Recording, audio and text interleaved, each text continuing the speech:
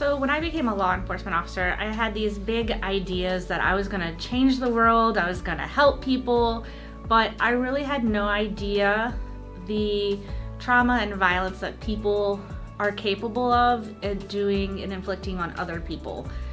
And that really came to light on October 20th of 2018. We heard a call go out for a suspicious vehicle. My partner, Antoine Tony, he got a little bit ahead of me. Another officer joined us as I'm pulling onto the street. What I heard on the radio was what every cop fears.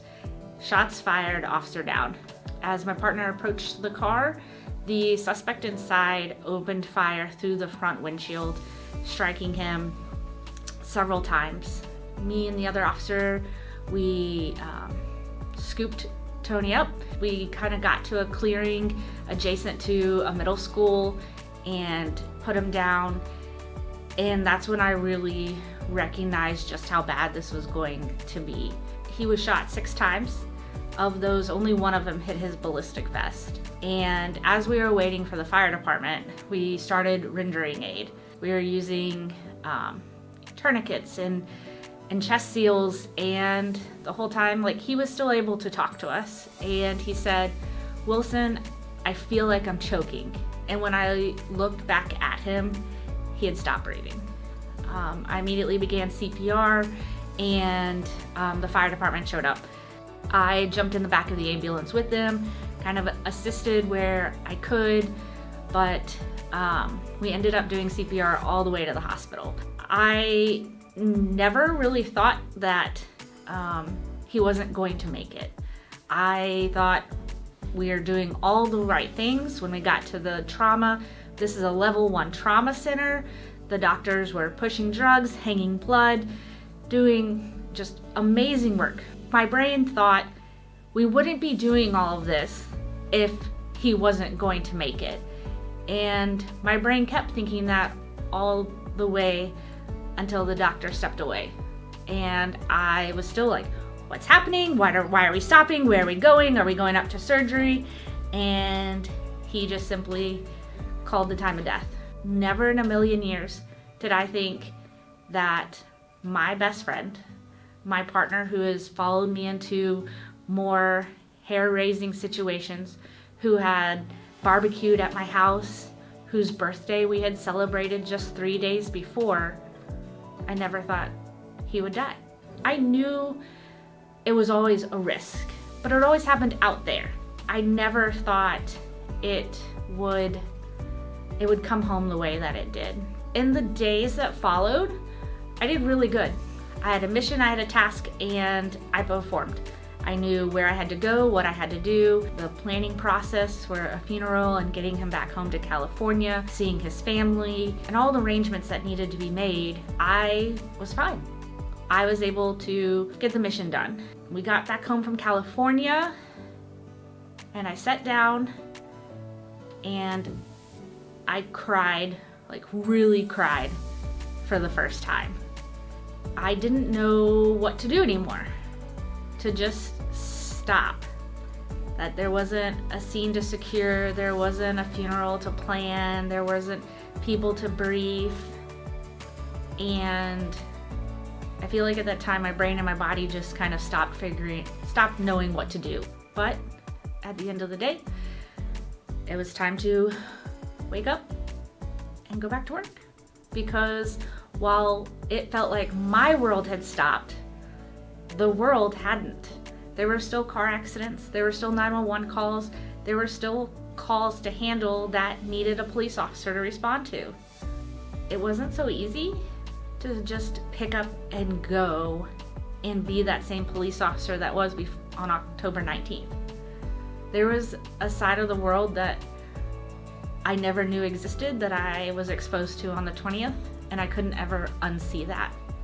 I kind of treaded water, just went to work, came home, and my husband likes describing it as becoming one with the couch, where before, where I was physically active, I was an Ironman triathlete. If I wasn't on my bike, I was out running, and now it turned into I came home, I dropped my duty belt, dropped my uniform, got on the couch, and didn't move. There were days that were too hard to even brush my teeth. And my husband, who's a combat veteran in the Marine Corps, we had known what post-traumatic stress disorder was. We had gotten plenty of briefs on it about what to expect when they're coming home from war. And that's really what I thought of when I thought of post-traumatic stress disorder, that this is something that happens to men in war zones for extended periods of time. I didn't recognize some of the signs that they told us to look for in our spouses. I didn't recognize those in me.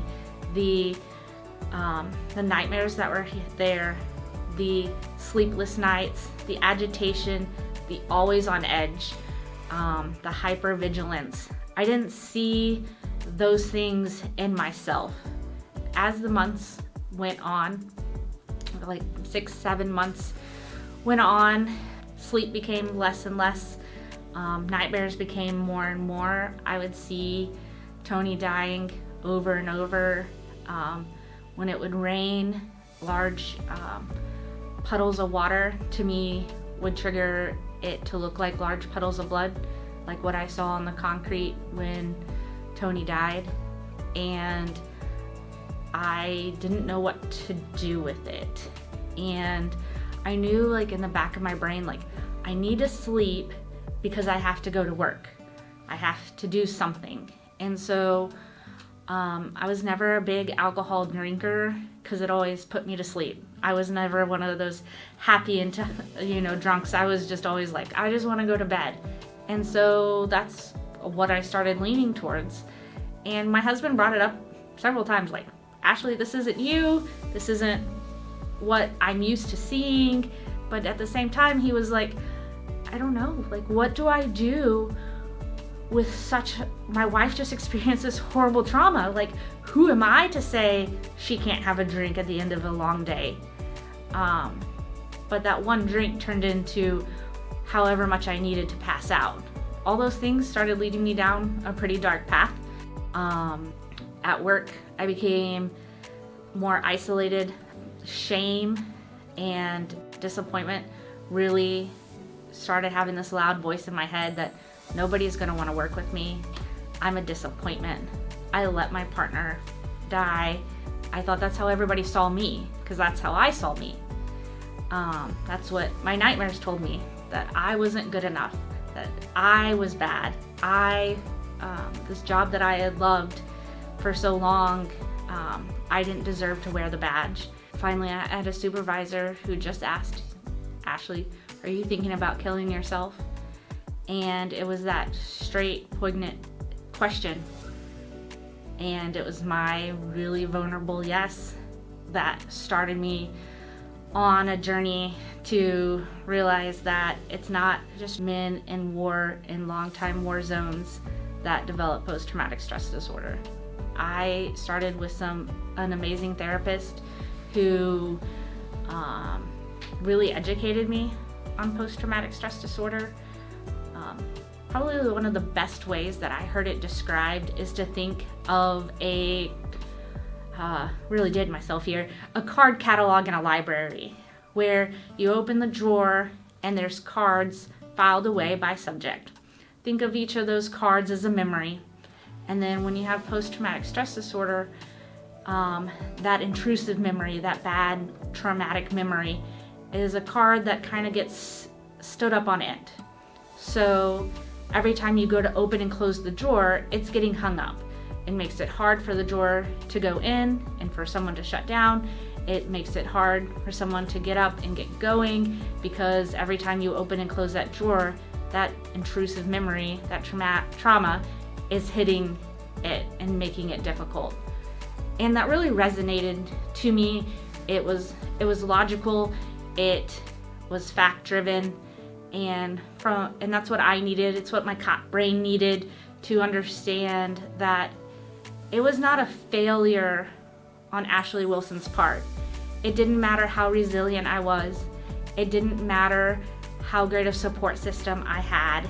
It didn't matter about my training, my resiliency, none of that. Post-traumatic stress disorder is an injury to your brain. It is a trauma to your brain, and it changes how your brain functions.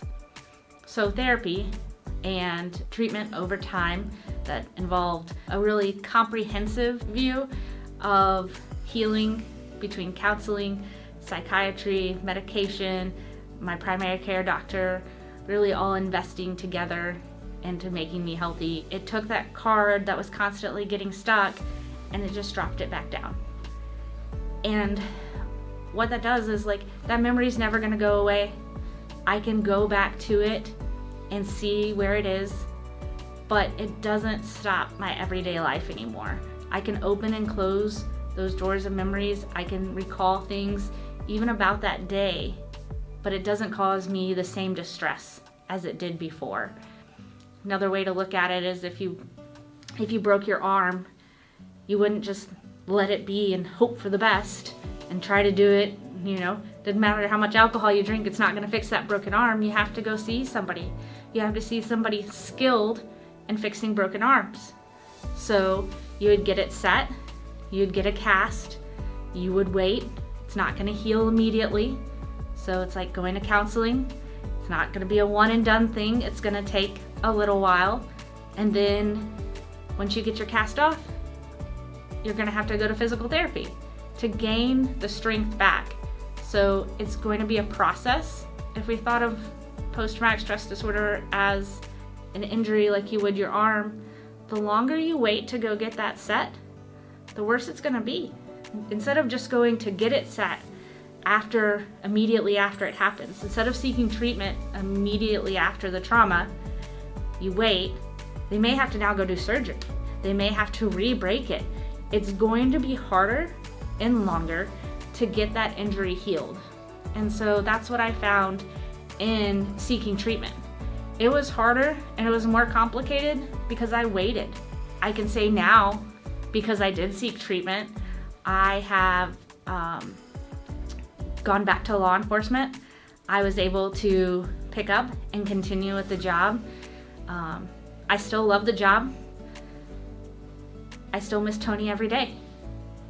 But I can say I'm a better police officer, I'm a better wife, I'm a better friend because I chose to get help and get healthy. So I think it's really important for first responders to know not only like the education piece of what post-traumatic stress disorder is and how to recognize it not only in yourself but in your coworkers, but to also normalize that this doesn't make somebody bad. It doesn't make them a bad first responder, bad cop, fireman. It makes them human. Shame and guilt will tell people you are alone. This is all you. Nobody else will understand. But post-traumatic stress disorder can happen to anybody, no matter what their coping skills are, no matter what kind of family they come from, they go home to, no matter what, it's a trauma to your brain.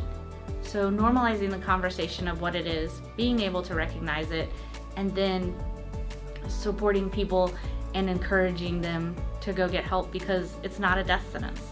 It's not something that is going to remove you from the line of work. I love being a police officer. I couldn't imagine being anything else. And so by seeking care and seeking help, I was able to keep doing the job that I love. And I really hope that gives other first responders hope that they can seek treatment. They're not alone in this.